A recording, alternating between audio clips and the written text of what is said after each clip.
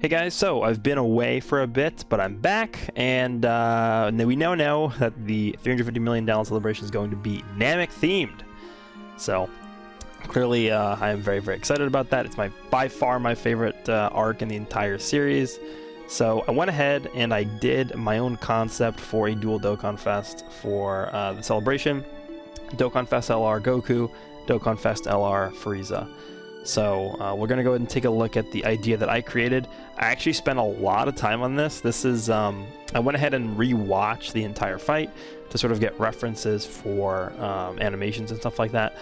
And I'm going to do something a little bit different. I've done these videos in the past before. It's been a while, but what I'm going to do is for every animation that I have in this idea, I'm actually going to go reference it, and I'll show you guys the actual scene that I would like them to take a reference of. So taking a bit of a risk. I'm going to be doing like 1.5 times speed with no sound. Hopefully, hopefully I can avoid getting copyright claimed on this. But if it happens, whatever.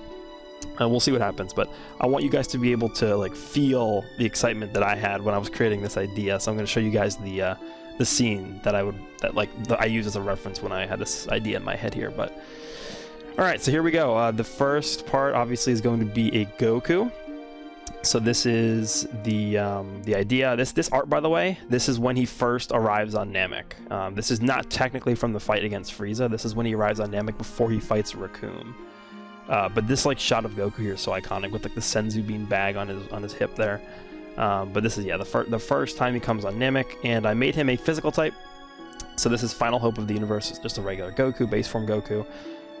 We have some decent base form Gokus in the game. I think the one that this guy would be competing with, funnily enough, is the existing transforming Namek Goku, Super Saiyan Goku, who actually could potentially get an easy A in the celebration, depending on how they want to do that, because, you know, UI Goku, the int one, got a easy A during the anniversary, so could sort of see a similar situation transpiring during this celebration here.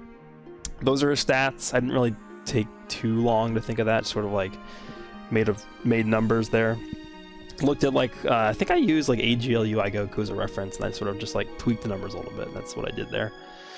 All right, so scrolling down, the leader skill that I gave this guy is Super Saiyans and Saga Heroes, category key +3, and attack and defense +170, HP +130. So Super Saiyans is a team that definitely needs a new leader at this point. The Namek Goku that exists, the STR one, the Transforming Dokkan Fest Namek Goku, is the only like 170 tier leader for that category. We do have the Spirit Bomb Absorbed Goku, who also is a Super Saiyan category leader. He's actually not that bad as a leader for that team, but I think, you know, this guy being sort of like the introduction of the Super Saiyan transformation into the series definitely deserves to be a Super Saiyan leader.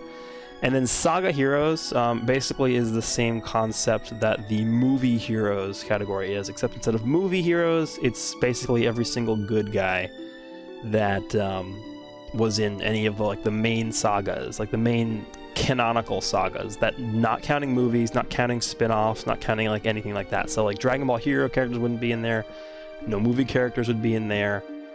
I guess GT would be in there, because technically that is a saga, right? Like there's different sagas in there. I guess GT would be in there. Dragon Ball stuff, OG Dragon Ball stuff would be in there, but it's not going to be including stuff like heroes, like movie stuff. So I was initially actually thinking about making this guy just a 150% across the board super class leader, but I think this Saga Heroes category is probably going to fit more in line with what I'm envisioning for this guy. All right, so his super attack effects, remember this is just the base form Goku, so he's going to be transforming here. So the 12 key is the Savior Rush, raises defense for 1 turn and causes colossal damage and lowers attack and defense. This is something that is not, like the name I just made up because I don't think this attack exists in any other game. Let's actually switch over to the YouTube video here. This is, again, it's going to be no sound, 1.5 times speed, but I just want you guys to see what I'm envisioning for these animations here. So right here, I'm envisioning basically at the beginning of the fight where he pushes off the ground and like goes and like launches himself at Frieza. So this is what I'm thinking for like the first part of the animation. And then what they would do is they would take like other parts of the fight of Goku versus Frieza, and they would sort of like weave that into this animation here. So he would do this, and then he'd like, you know, instant transmission into some other animations. So that's what I'm thinking about for that. And then for the 18 key is the Kaioken times 20 Kamehameha. So I'm sure you guys know without me having to show you what the animation looks like, but we'll go ahead and play that anyway. Greatly raises attack for 1 turn and causes mega colossal damage, and greatly lowers attack and defense. We'll go ahead and do famous scene. So those are his super attack effects. And then once we go into the passives, by the way, for the passives, I did try and make them as anime accurate as possible while still making them like unique and stuff like that. So, all right, so here we go with the passive for the base form Goku, the Ultimate Showdown. Attack and defense plus 150%. Medium chance to evade enemy attacks, including super attack. Then I gave him a high chance to evade enemy attacks when there are 2 or more enemies. The reason why I did that is, if you guys remember his Goku's fight against Burter and Geese, obviously he didn't even get touched a single time, and he was like dodging attacks, not even moving. So that's why I did that. Medium chance to nullify key-based super attacks. So that is going to be taking advantage of the new mechanic that they introduced. Actually, it's on global now as well. So I think they probably will weave that in somehow into these units' kits. But it's basically a 30% chance to just completely nullify any key-based super. And the animation for that, which we'll switch over in a second here, the animation for that is going to be when Goku faced off against Frieza in his base form. And he literally just swatted Frieza's Death Beam away, like we can see right here. It's just going to be a quick thing. That's it. That's the whole animation. He just swats it away, and it goes flying away. That's the key nullification animation there. And then after that, we have... hold on, lost my place here. Randomly changes the type of key sphere to rainbow at the start of the next turn if 3 or more attacks are either nullified or evaded by this character during the turn. So my reasoning behind this and what I'm envisioning for this is he'll be a rainbow orb changer, but he'll be a rainbow orb changer for the next turn. So basically, if you're in Super Battle or something like that, he has a 50% chance to dodge, and then he also has a 30% chance to nullify a key-based super attack. So if you do 3, if you dodge or nullify, those are going to be combined as well. So if you nullify 1, dodge 2, it's still going to work. But if you basically nullify or dodge 3 attacks, he will rainbow orb change at the beginning of the following turn, or at the end of this turn. It doesn't really matter. Well, actually, no, it does matter, because at the beginning of the next turn, like let's say if you dodge or nullify 3 attacks, and then you end up killing that phase, the orbs will reset for the next phase. So yeah, it would work at the beginning of the next turn. He'll be a rainbow orb changer. So that's sort of a different spin on things I wanted to do for that. Then he gets attack plus 59% when performing an ultra super attack when HP is 50% or below once only. And that's just sort of in reference to him being like basically almost dead when he did the 20 times Kaioken Kamehameha. But I think that fits this unit pretty well. And then he does transform when conditions are met. I don't have the transformation animation pulled up because I'm assuming you guys have seen that many times. I'm not going to waste your time with that. If you haven't seen that transformation yet, stop watching this video right now and go watch the Goku versus Frieza fight. And his transformation conditions, I tried to be a little bit more unique with these as well. But he transforms when 40% or more of your total health and damage was sustained in the previous turn, or after 4 turns have elapsed from the start of battle and HP is 60% or below. So I wanted, basically my whole philosophy with these characters is I wanted to make their transformation conditions and stuff like that. I didn't want to make them too stringent. I didn't want to make it too difficult to get these. Now, obviously, you're not going to be like, spamming these, but I wanted to make them not super difficult to get. So hopefully this would not be too bad. I think the 40% or more of your total health and damage in the previous turn of condition is not that hard. Because honestly, as long as you get supered in the previous turn and you take like, I don't know, like what does the average team have in terms of health? Like 500,000 health? So if you take more than 200,000 damage in a turn, you're going to be getting that active. So it's basically like 500,000 health, 200,000 damage you take in the prior turn, you're going to be getting that active. It's going to be not that bad. And if you can't get that part active, you'll be able to transform after 4 turns and your HP is 60% or below. Keep in mind that's very similar to Vegeto's transformation condition, so it's not that bad to get. So That's basically what that is there. So next we have the links and categories. So there's a lot here, but basically for the links, I sort of copied the existing NAMEK Goku's link set. Same warrior race, all in the family, Saiyan lineage, shocking speed, prepare for battle, fierce battle, and legendary power. I wanted to make sure that I kept in the both shocking speed and prepare for battle for this guy, just to make him as useful as possible. And then after that, obviously, it's nothing too crazy. Categories, we have a lot here. Planet Namek Saga, Pure Saiyan, Transformation Boost, Goku's Family, Super Saiyans, Kamehameha, Exploding Rage, Saviors, Connected Hope, Turtle School, Miraculous Awakening, Powerful Comeback, and Saga Heroes as the new categories. That's what, 1, 2, 3, 4, 5, 6, 7, 8, 9, 10, 11, 12, 13 category teams. That's a lot. So this guy's going to be pretty useful on a lot of teams with that link set that he has. So then we have the transformation into Super Saiyan Goku here. This is what the art is going to look like. I mean, we have this art technically in the game, but it's for like the really awful, terrible, like starter free-to-play Super Saiyan Goku. They can definitely make use of this art in a better way, I think. But yeah, I forgot to mention he's physical, so yeah, keep that in mind. Okay, so the super attacks for this guy transformed. We have the Meteor Strike. I actually don't know if this attack has a name. So I think Meteor Strike might actually exist. I don't remember. But causes Mega Colossal damage, so it does Mega Colossal both 12 and 18 key, and performs a critical hit. So this is one of my favorite scenes of the entire fight, by the way, this Meteor Strike thing that he does.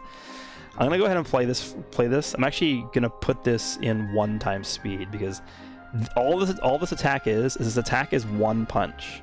But it's like the most... Probably, in my opinion, like it's the most, like, just like earth-shattering punch in the entire series by far. This is the entire animation is going to be this. So he's gonna duck under this, and just like gut punch Frieza right now. Look how impactful that punch is. Yeah, it's all it is that one punch, and then it just pans into Goku's face. Right here at the end, and that's where the damage numbers will come up, and that's the animation right there. That would be sick. And like the fact that it's going to be a critical hit, I mean, you guys understand why now. It's literally like the most impactful blow in the entire show out of any attack. And then the 18 key is going to be the Kamehameha, raises defense for 3 turns and causes Mega Colossal damage. This Kamehameha I wanted to specifically be the Kamehameha from the beam struggle, where Goku fires it off against the Nova Strike Frieza. So it's going to be like stringing together a bunch of this, because this is actually a pretty long scene, the Nova Strike scene where they're beam struggling against each other. But it's going to be like the beginning here, where he's like warming up the Kamehameha. I mean, this takes a while. Like there's like a panning back and forth thing, but it's going to be like some of this, and then there's a scene where, yeah, I think it's right here, where his face, like he starts to like get serious about it, and he like it zooms in, yeah, right here. This will be part of it, and then like the beam gets bigger like this, and then that's when it will like blow up into the sky, and then yeah, the numbers will come up for the damage. But that's what I'm envisioning for that. All right, so those are the super attack effects. Now we have the passive. This is a pretty long passive here. By the way, these guys were not designed to be balanced, by the way, just so you guys are aware. All right. So the passive name, Explosion of Anger, that's actually part of the title of an episode. I think it's the episode after he transforms. Because technically, I think the existing Transforming Namek Goku's passive, once he's transformed, is Transformed at Last, which is actually the name of the episode where he transforms. So this is the name of the episode after that. Attack and defense plus 200%, reduces damage received by 30% for the rest of the battle after receiving a super attack. I'll explain that in a second. Great chance of nullifying key-based super attacks and countering with tremendous power, so that's a 70% chance. Medium chance of evading enemies' attack, including super attack, so that's, 30% chance. And then this is sort of like the STR Janemba effect. Chance of evading enemies' attack, including super attack, plus 5% within the same turn with each attack evaded, including super attacks. That's basically, the reason why I did that was because there's a scene where Frieza is shooting a bunch of death beams at Goku, and he just, like, literally just dodges everything. So I feel like that's appropriate for him. Then he gains Key plus 2. This is a different mechanic too I made up. Key plus 2 in addition per every 3 key spheres obtained. So if you get 3 Ki Spheres with this Goku, he'll get an extra 2 Ki just for getting those 3 Ki Spheres as a bonus, pretty much. And that occurs every 3 Ki Spheres. So if you get 5 Ki Spheres, he'll get 2 Ki. If you get 6 Ki Spheres, he'll get 4 Ki. And then same thing will happen at 9 and 12 and whatever. But I feel like that's a pretty decent Ki mechanic there. If HP is 50% or less at the start of character's attacking turn after your team has received 3 or more super attacks in battle, revive with 70% HP recovered when the character or an ally attacking in the same turn is KOs. That is his revival skill. They haven't really done revival skills at all since the 60th anniversary, and I feel like it's about time to bring this back. The revival skill, I actually don't have this pulled up, damn it. But the revival skill animation for him is going to be after Frieza Nova strikes Goku into the ground. There's like a little filler scene in the anime where like Gohan comes back and starts fighting Frieza. But there's a point during that fight where Goku like comes out of the water, and I think actually in the anime it might be lava. In the manga it's definitely water. But Goku comes out of the water and he's like, Gohan, like go back to the ship or whatever. So that would be his revival scene. But that's his passive there. And then in terms of the reasoning behind making him take less damage after he takes a super attack, we'll talk about that in a second. Here's his active skill. I am the Super Saiyan Son Goku. So the effect is he gets a permanent attack boost of 20%, and then he performs an additional super attack during the turn this was activated. So that would basically guarantee he'll get the 12 Ki super attack. If you remember, that is a guaranteed crit, which is the one punch like attack, which is my favorite, like one of my favorite scenes in the entire show. So it's basically a guaranteed additional crit 12 Ki super attack. And the conditions, so there's actually 3 separate conditions that you can fulfill one of these 3 things to get this active. So able to be used after 3 attacks have been received. That's 1. 3 attacks are dodged or nullified, or 1 super attack has been received. And then that's the quote that he says. I mean, that's literally word for word what the Japanese quote is. So that's what I put. Let me go back to the actual scene here. So here we go. So this is why I made his kit able, like, rely a lot on him getting a super attack. Because he literally tells Frieza, he's like, okay, well, if you think you're going to do damage to me, go ahead and, like, attack me and hit me with an attack. And he just stands there and eats the attack there. Frieza thinks he's like, oh yeah, I got him. And then he literally just, like, that didn't even faze him at all. And then after this is when it comes to the speech. And then Frieza's, like, speechless. And then he starts saying the line there. And then this is basically his active skill right here. And this would be such a sick active skill. Imagine if they had this, like... and then he comes in just as, like, a guaranteed additional super with a crit with that punch attack. Like, this would be the best card, like, easily. But this is an active skill. There's no way they don't do this as an active skill, right? Come on, this has to be it. All right, well, that is pretty much all I have for Goku. There's one more thing, which is the links when he's transformed. So all in the family and the Saiyan lineage becomes Super Saiyan and Golden Warrior. That's fairly, like, straightforward, I think. And then the banner unit on his banner would be Piccolo, Gohan, Kid, and Krillin. So those 3 characters. There's a point where Goku is charging up the Spirit Bomb. And obviously all 3 of them help out, try and stall time for Goku to charge up the Spirit Bomb, because Frieza's literally about to kill him. Also, the reason why I didn't end up going with a lot of the traditional attacks for this Goku in terms of the animations is... so obviously the Spirit Bomb is, like, the main thing that he does in base form. I didn't want to do the Spirit Bomb because we already have a NAMEK Goku that does the Spirit Bomb. I wanted to do different attacks. And then the same thing with Super Saiyan, right? We already have, like, a lot of those, like, Meteor combination or whatever they're called. Like the Meteor Smash. I think one of them's Meteor Smash. But a lot of, like, the scenes where he's, like, just transforms and is just, like, beating up Frieza, like, a lot of those animations are already used with the transforming STR Goku. So that's it for the Goku side. Let's move on to the Frieza side here. So I'm telling you right now, they wasted this art. Dokkan wasted this art on the SSR of the AGL Final Form Frieza. Come on. Come on. This is an LR worthy pose. When Frieza's foot is on the rock and he, like, just survives the Spirit Bomb. Like, this is an LR worthy moment right here. So I'd like them to use this as the Frieza's LR art. This is from Buchigiri, so.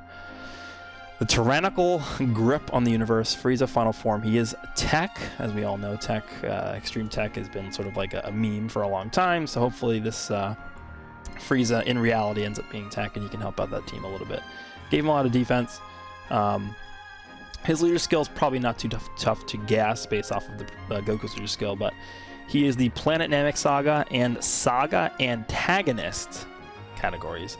Ki +4, attack and defense +170, and HP +130. So I think the Planet Namek Saga will actually be really, really good after this celebration's over.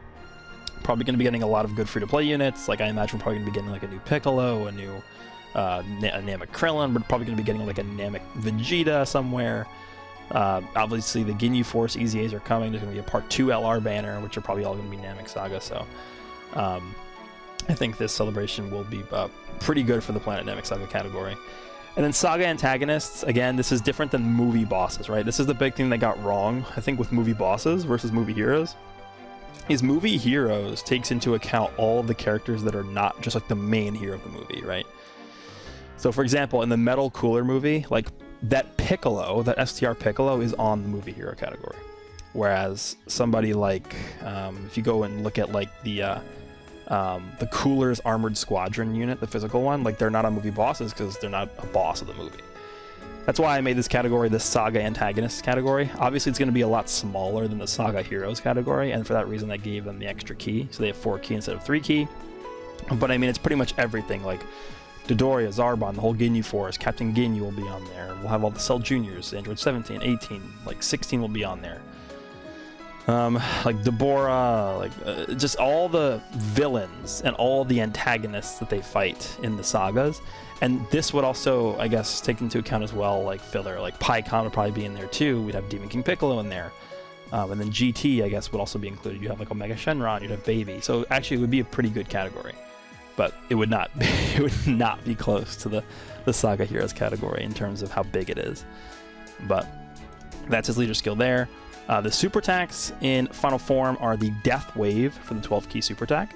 Causes colossal damage with a medium chance to perform a critical hit. So that is a 30% chance to perform a critical hit.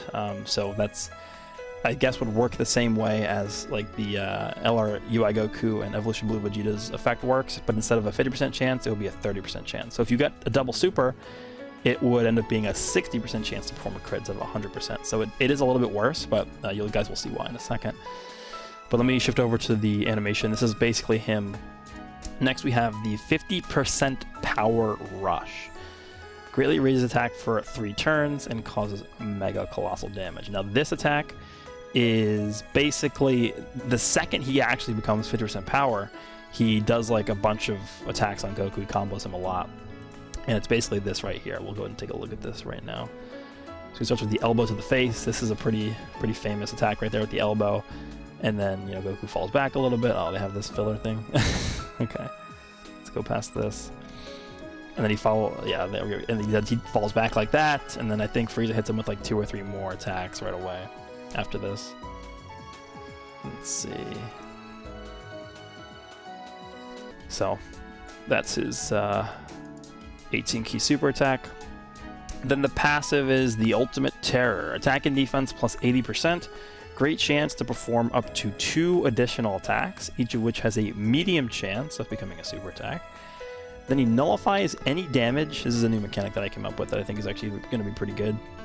He nullifies any damage in excess of 20% of your team's maximum health this character would have otherwise taken. So what that means, I actually took this directly from Heroes.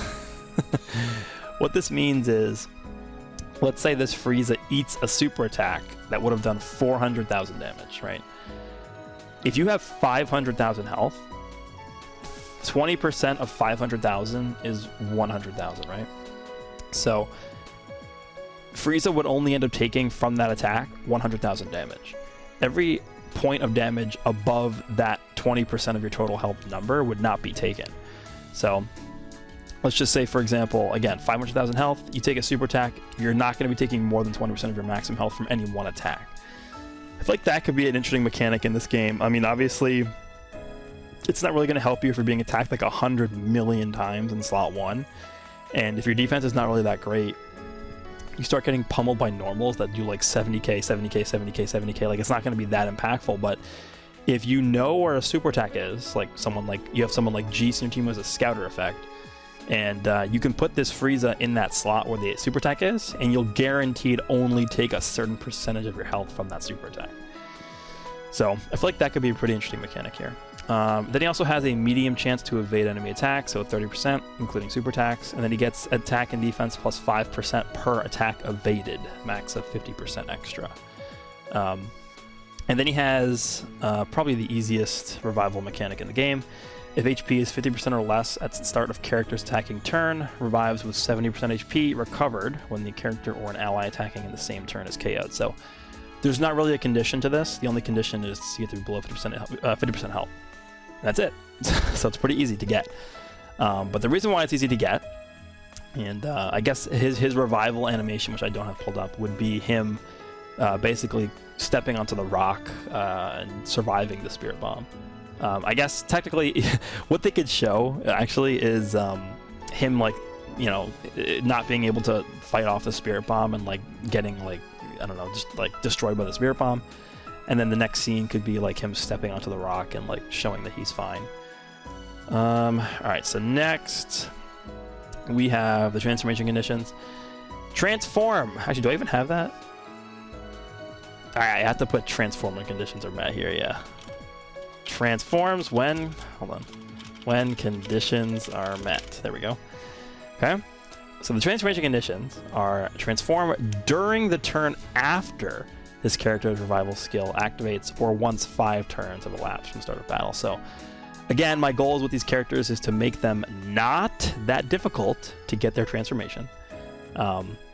So if you're you know, in an event where you just, for some reason, you just can't get the revival skill to activate, he'll still transform once 5 turns elapse. So it's not that bad.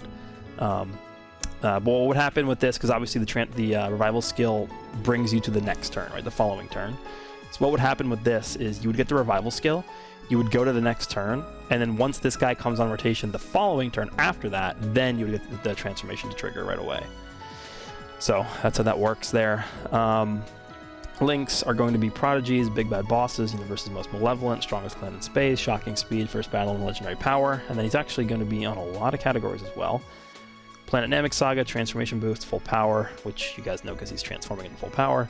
Wicked Bloodline, Terrifying Conquerors, Exploding Rage, Final Trump Card, Inhuman Deeds, Space Traveling Warriors, Gifted Warriors, Planetary Destruction, Powerful Comeback because of the revival skill, and then Saga Antagonists.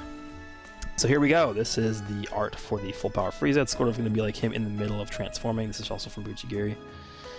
Full power Frieza. Actually, I think it technically what it would be is Frieza parentheses full power, but whatever. So these super attacks are going to be the 12 keys. The Death Break raises defense for 1 turn and causes colossal damage. Now this animation is him when he first finishes transforming and he just like demolishes Goku for like a good like minute or something. This is it right here. So he does the gut punch. He goes with the knee to the head, elbow, and then just does like a bunch of combos. And then I think at the end he throws him down or something like that. And yeah, that would be the combo right there. That's his 12 key super. Pretty good. Let's go back to this. 18 key would be the full power death ball. This is one of my favorite attacks that he does. Actually, Dragon Ball Legends just introduced a full power Frieza that does this in his kit. It's his blue card. Greatly raises attack for 3 turns and causes mega colossal damage. So again, we'll go back here, and this is what the full power death ball looks like. So you punch him down at the ground, like all the water shoots up, and then he does the death ball. It just gets bigger and bigger and bigger and bigger and bigger. Animation is pretty good, and he's going to throw that down, and then I guess that explosion right there is where it would end. Not too long, but still looks pretty good in my opinion. Okay, so those are his attacks. Next we have the passive, the Emperor's Full Power. Perform a critical hit once only. So when he transforms, he is able to perform a critical hit for that turn. That's it. He gets attack plus 300%, okay, and defense plus 150%, but he gets attack and defense minus 50% at the start of each turn, beginning during the second turn after first appearance. So this guy appears for the first time, you transform with him. The first turn only, He'll have attack plus 300% and defense plus 150% with a great chance, or with a guaranteed critical hit for that turn. Starting from the next time he's on rotation, you're going to be getting minus 50% attack and defense every single turn he appears. And you get up to a maximum of minus 100% to both attack and defense. So the third time this unit is on rotation, he won't be at 300% attack and 150% defense. He'll be at 200% attack and 50% defense. Then he gains, this is also a different mechanic I introduced here, he gains key plus 1 per link skill activated, which I think could be an interesting mechanic. I don't think that's too broken. When you compare that to something like the extra key per key sphere obtained, I really don't think it's that bad. I think on average you're probably going to have like 4 to 5 of this guy's links active if you build your team correctly. So like that's just an extra 4 to 5 key. I don't really think that's that out of like outlandish or anything like that. Nullify any damage in excess of 15% of your team's maximum health that this character would have otherwise taken for 5 turns from first appearance. So basically it's the same mechanic that was on the pre-transformed version of this character, except instead of 20%, it's 15%. So he's going to be taking even less damage. So again, my example, 500. If you have 500,000 health, the most damage this character will take from a single attack is 75,000. And because both the pre-transformed and post-transformed versions of this card have that mechanic, I went ahead and didn't give them that great defense. Because if you noticed, if we go back up, the 18 key greatly raises attack for 3 turns. There's no defense in there. And then the only real defense boost I gave is 12 key, raising defense for 1 turn. Just not even a great boost, just a regular boost. Because I think that mechanic alone is enough to basically have him be a decent enough defensive unit. I mean, he's literally unable to take more than like a certain percentage of your health and damage every time he gets hit. So it's not like his defense is going to suck either. I mean, he has 150% defense. His stats, he has like over 15,000 defense in terms of his stats, and he also has like big bad bosses and stuff like that too.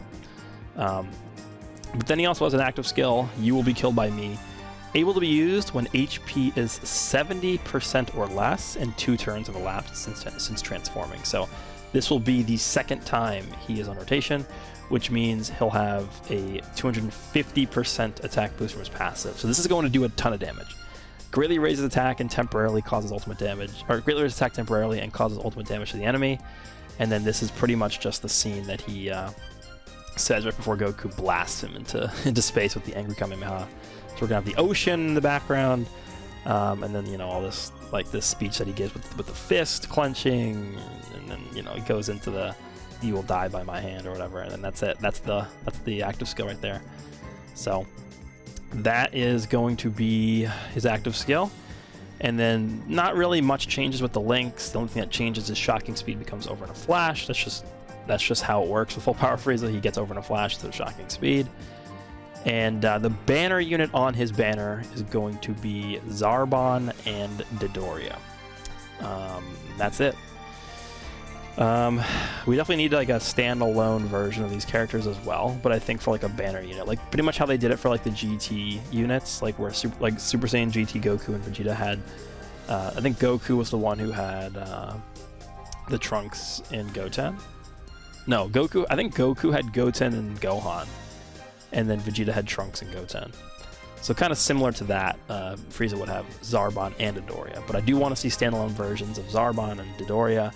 We also need a monster Zarbon, maybe a transforming Zarbon, something like that. So there's still a lot to get in the NAMEK celebration here, but let me know what you guys think of my concept for the LR Final Form Frieza who transforms into full power, and the LR Goku who transforms into Super Saiyan Goku here for the NAMEK celebration, 350 million downloads. This is pretty much my dream celebration here. This is something I've been waiting for since Dokkan started 6.5 years ago. So the fact that we're finally getting this, I hope, means a lot.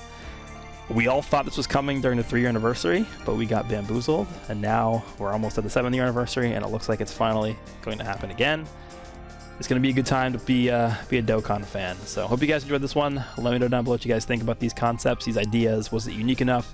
Did you guys like the fact that I was showing the different animations? Again, hopefully I don't get copyright claimed, but I might, just because it's a pretty big no-no to show all those things on the YouTube video. But we'll see how it works out. So hope you guys enjoyed, and I'll see you all in the next one.